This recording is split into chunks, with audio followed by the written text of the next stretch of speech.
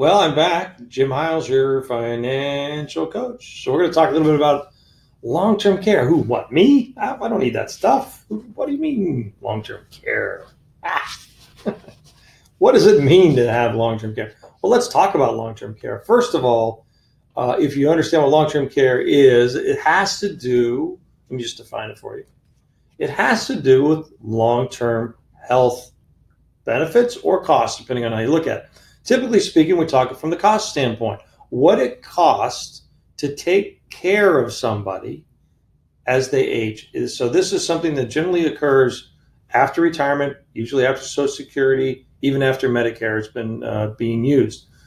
Long-term care is likely to be one of the more expensive healthcare problems that we're going to be facing because of people are living longer. It's called longevity. That's extending out. For a married couple age 65, the likelihood of one of those going to age 92 is over 50%. That means you could be retired for anywhere from 25 to 30 years and living on retirement for that period and being exposed to risks that generally occur as we age. Unfortunately, we all do. Aches and pains every time I get up.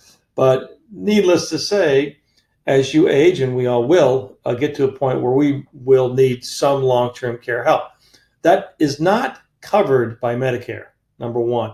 The typical cost of long-term care currently, and this is 19 or 2000, and what is the date today?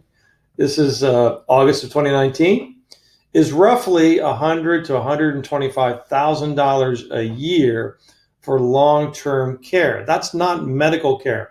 This is somebody coming in and help dressing and feeding and cleaning and bathing and making sure that someone can do the daily activities of living. And that could be somebody can come into the home, or in some cases it could be at a facility, an assisted living facility where there's long-term care help, or it could be even at a nursing home where you've got long-term care help there too. So it come in different forms. What we're finding is long-term care, most people would prefer to have long-term care at home. Well, you got to fund this. It costs money. It should be viewed as part of your retirement planning. You can use certain insurances, long-term care insurance, to help offset these costs that you're likely to see. 2 out of 3 adults in the United States are going to be exposed to some long-term care health issue at some point. Well, if we know that's the case, and we know the number is roughly, let's think about preparing for that. Anyway, we're here to help.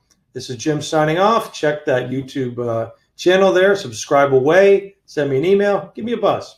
We'll talk to you soon. More questions? We've got more answers.